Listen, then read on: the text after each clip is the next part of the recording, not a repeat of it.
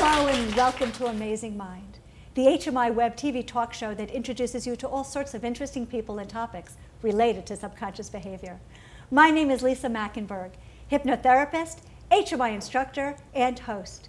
Today we have an amazing guest who's going to talk to us about a very important topic, what every hypnotherapist needs to know about postpartum depression. Please help me welcome my guest, Gabrielle Kaufman. She has her master's in dance and movement therapy, and she is a natural and national certified counselor.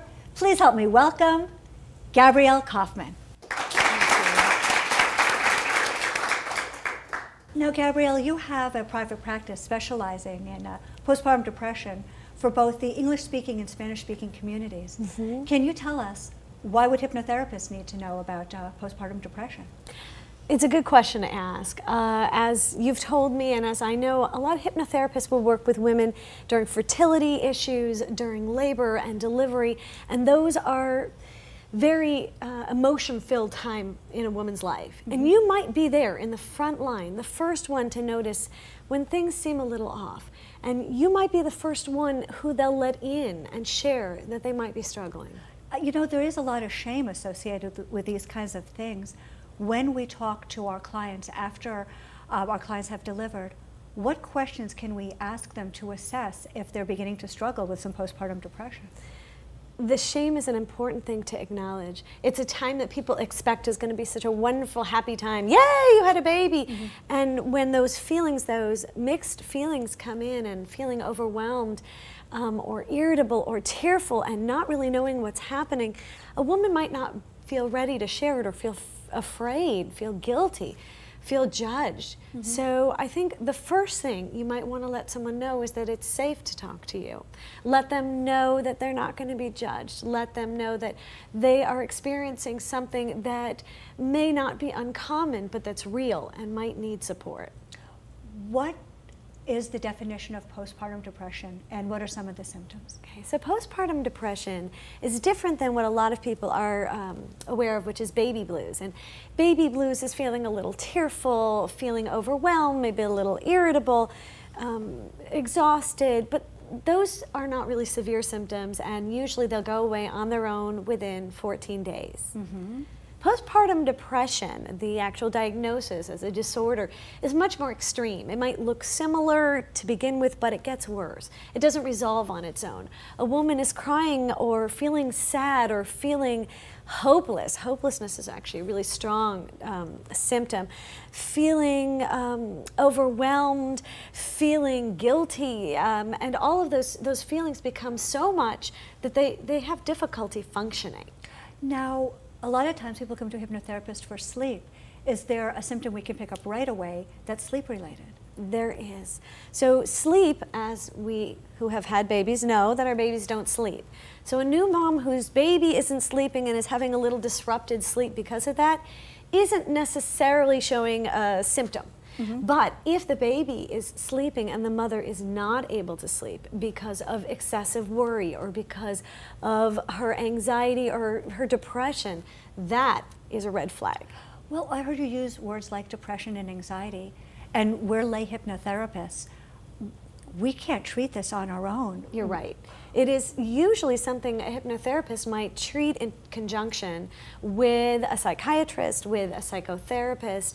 The way I look at it is it's kind of a team approach. Mm-hmm. You might be giving some support with helping somebody with their anxiety, helping them to feel more confident and more supported, at the same time coping with their issues in psychotherapy or seeing a psychiatrist if necessary for medication. Sure, so we need a referral before we start this. Absolutely.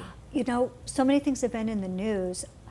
Is there a difference between postpartum depression and things like postpartum psychosis? There's a significant difference.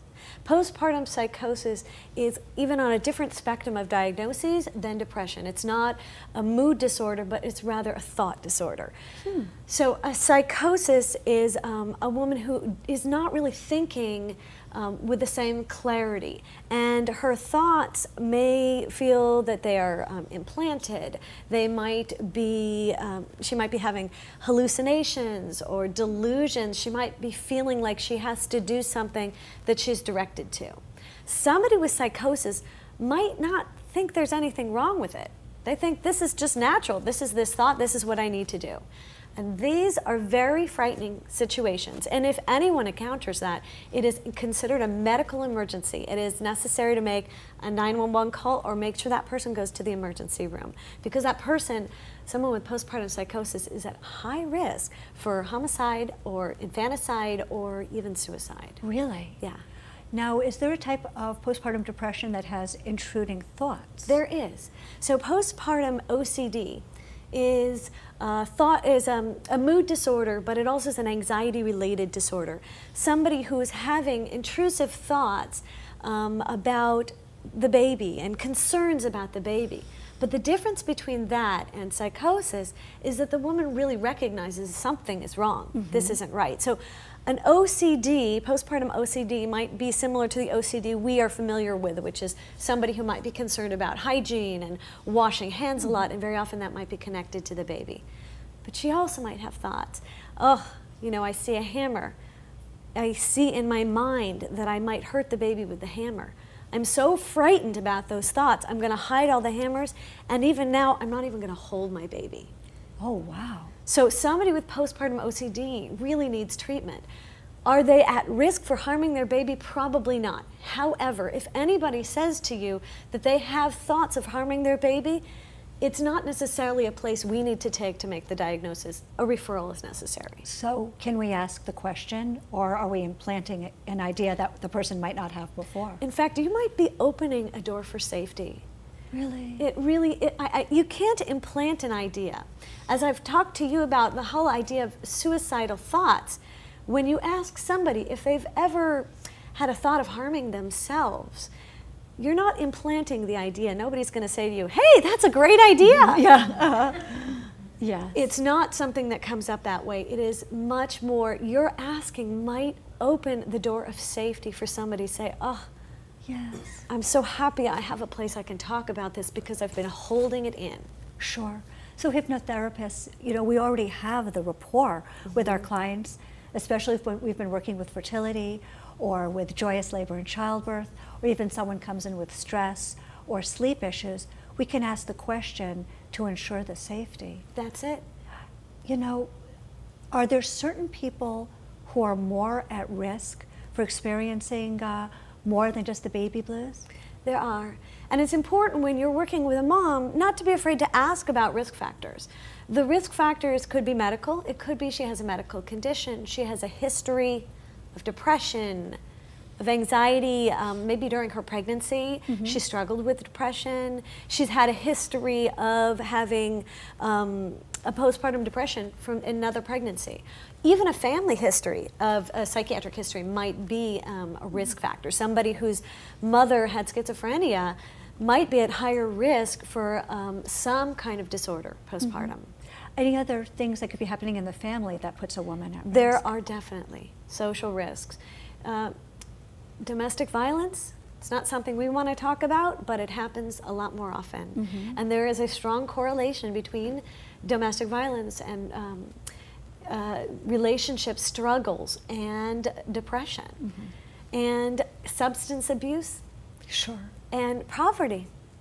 Really? All of those are considered risk factors. Yes. You know, we've been focusing so much on the mom and getting her the care she needs. Can a woman with postpartum depression, can this impact the baby? It does. It does. It not only impacts the baby, it impacts the entire family. The good news is that postpartum depression is very treatable. Mm-hmm. However, if the intervention doesn't happen, the child can have long-term problems, because what happens is a woman who's depressed may not form an attachment with her baby. What do you mean attachment?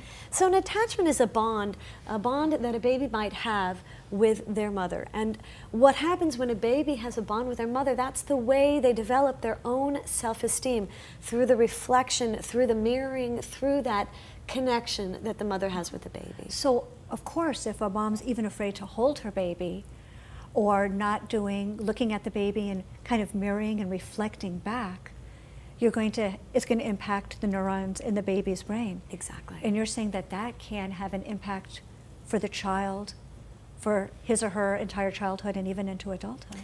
The studies have shown that children who have grown up with a mother who's been depressed, who has not received treatment, I want to stress that, is not ready for school. Really? Can struggle with behavioral issues and have their own mental health issues. I'm going to come back to something that you said that I really loved, that as scary as it sounds, there are solutions, there are interventions that hypnotherapists can use with our clients when our referral comes back, or as we're working as part of a team with a psychiatrist or someone who's a licensed psychotherapist. And when we come back from break, Gabrielle, I want to talk about what interventions we can use as part of a mental health team. So we're going to hold this thought for a moment, and we're going to take a short break. But please stay tuned, because when we come back, we're going to talk about postpartum depression, what every hypnotherapist needs to know, with my very special guest today, Gabrielle Kaufman.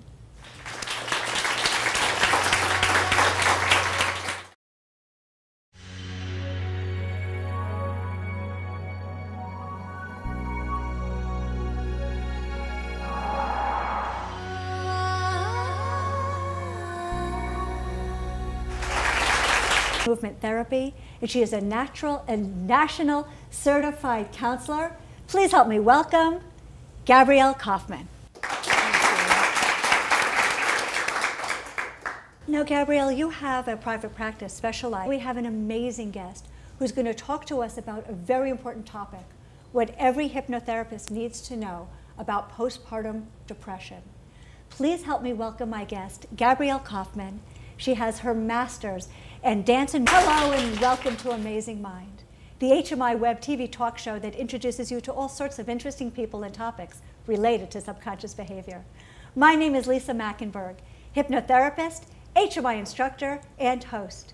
Today, in postpartum depression for both the English-speaking and Spanish-speaking communities. Mm-hmm. Can you tell us, why would hypnotherapists need to know about postpartum depression?